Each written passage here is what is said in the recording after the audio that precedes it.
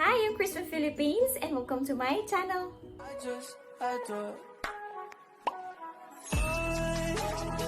Konnichiwa minasan! Watashi no channel ni yokoso. Watashi o Philippine, Chris desu. Hi everyone! Welcome back for another reaction video. And for today, I am watching The Only Thing You Need to Do in Hiroshima. This video is from this channel. Dewa sasuku. Hajimemashou.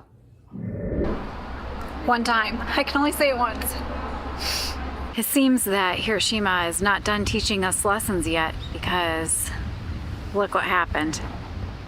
Welcome back to another beautiful, if not a bit chilly, day in Japan. Today's video is a little bit different than our normal videos. Usually we wake up and we are super excited to be where we are. Today, we've got some mixed feelings. We are in a city famous around the world, but maybe not for the right reasons. If you haven't guessed it already, today we are visiting Hiroshima. We don't know what to expect. We haven't watched a lot of YouTube videos about Hiroshima or anything like that. We're going to go see the Peace Memorial Museum with about, 800 or 1,000 Japanese high school students to get some perspective. It's an emotional video.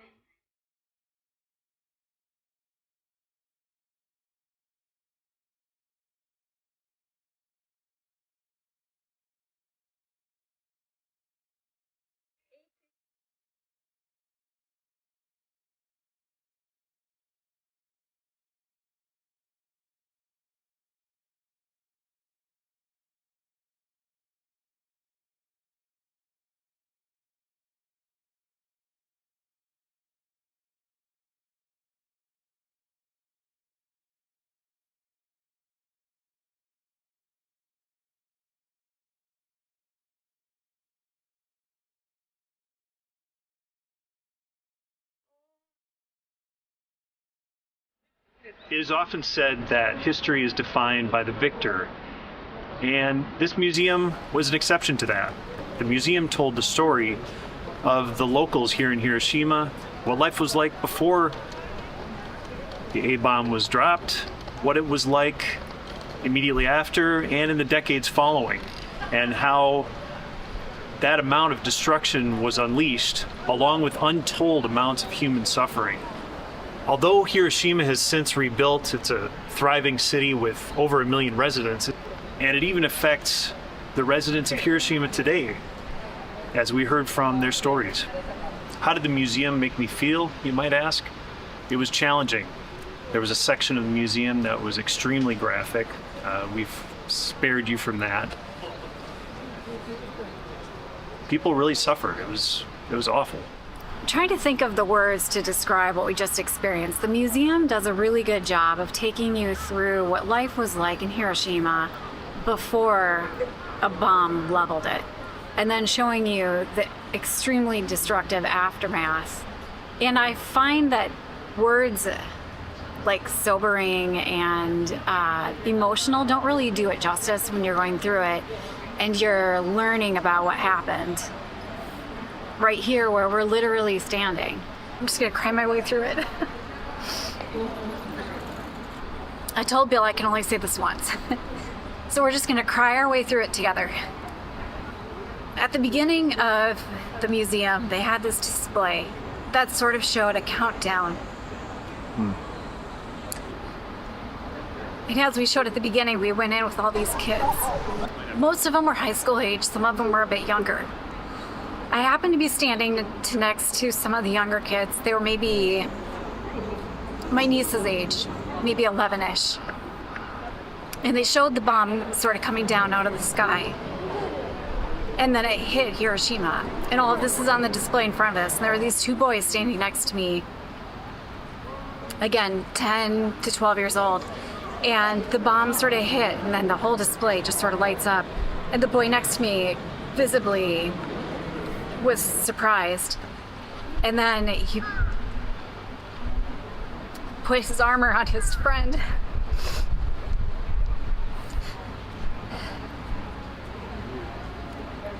As though to comfort his friend, but I think it was for himself.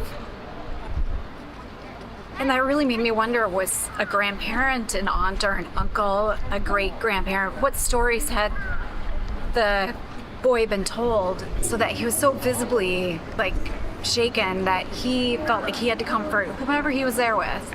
Obviously, we weren't filming. We try not to capture kids like that. But clearly it affected me. I can't even talk about it without being a mess myself.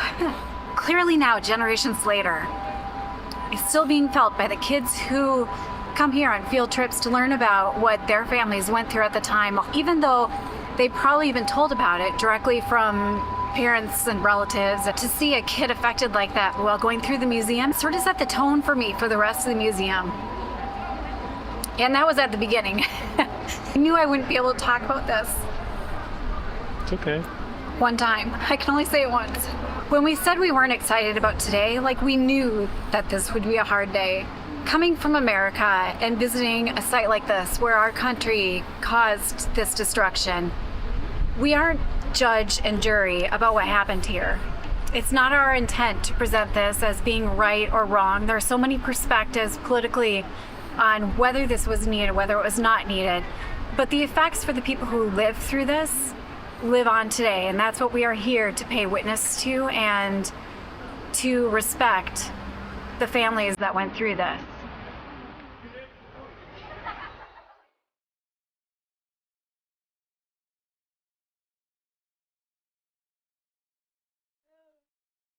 So sad. Just sad remembering this day.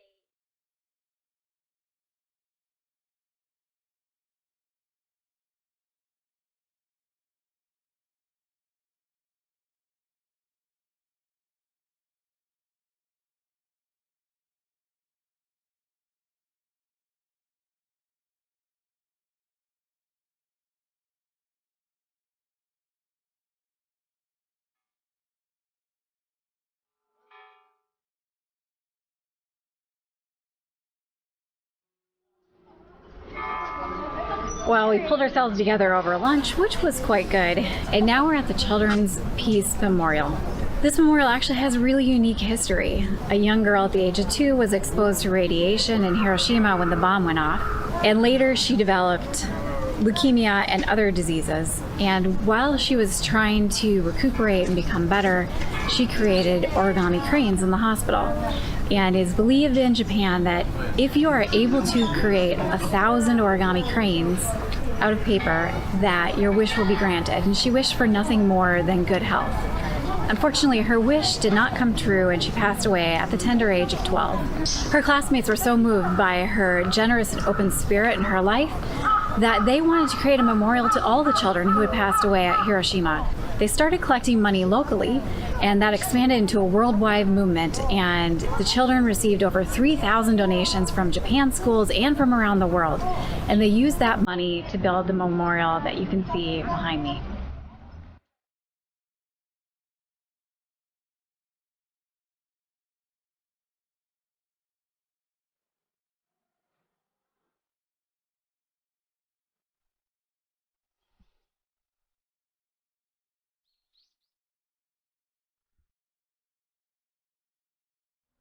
We came here to learn about what happened to the city and to the people.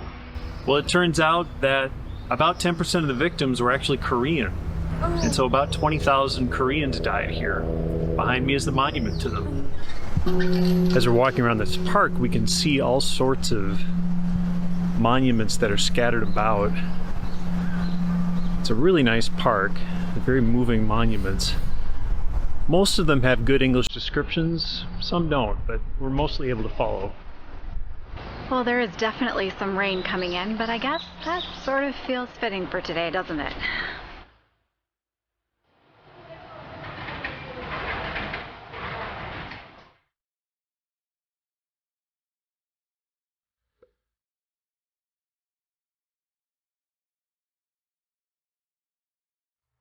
The building behind me is directly below where it's believed that the bomb was detonated, about 600 meters above where I'm standing. It's also become the main symbol of the city, and the city has decided to keep it in its current state and maintain it this way in order to keep it as a monument for us to recognize what happened on that fateful day.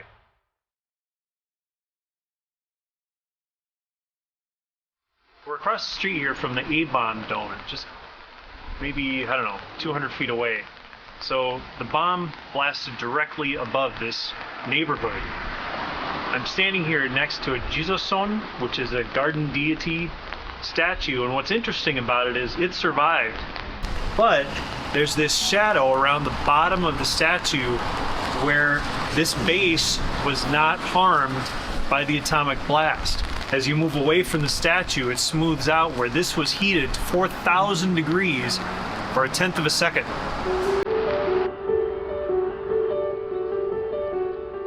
The day has given us rain, but it's also given us a rainbow. Right there. It seems that Hiroshima is not done teaching us lessons yet, because look what happened. Yes, that is a stunning, stunning rainbow over the dome. Just beautiful. So I guess Hiroshima is trying to send us a message of hope and peace and rainbows. I'm listening. Yeah, it's still raining out a little bit. That rainbow is a beautiful, beautiful main rainbow with a second one behind it that probably wasn't very visible. Everybody stopped what they were doing so they could stop and witness this rainbow, which is absolutely beautiful. I ran to the other side of the bridge so I could take some photos of it. And I stole the camera from Bill. Absolutely beautiful. What a message. Even though we haven't watched any videos on YouTube about Hiroshima, we have searched for them. And almost all of them are top 5 things to do in Hiroshima and things to do in the area. We actually disagree with that. There's one reason and one reason only you should come to Hiroshima, and that's to visit this site and pay witness to those who passed away on that sad day in 1945 and the legacy that the generations that followed have had to bear. There are other things to do in this area, but come to Hiroshima for Hiroshima.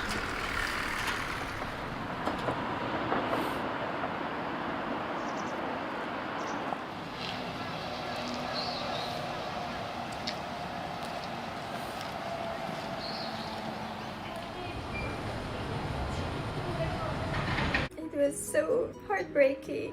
What an emotional video. I was just watching it on YouTube. How much more if I'm there, if I actually visited Hiroshima and go to this Peace Memorial Museum. It was really heartbreaking. I feel sorry for all the victims. It happened not just once but twice in Japan. That was really unbelievable. How could they do such thing? Knowing there's family affected, children, elderly people, women. It's just really sad. Makes me cry, makes me sad. Well, if I had the chance, I would love to visit Hiroshima.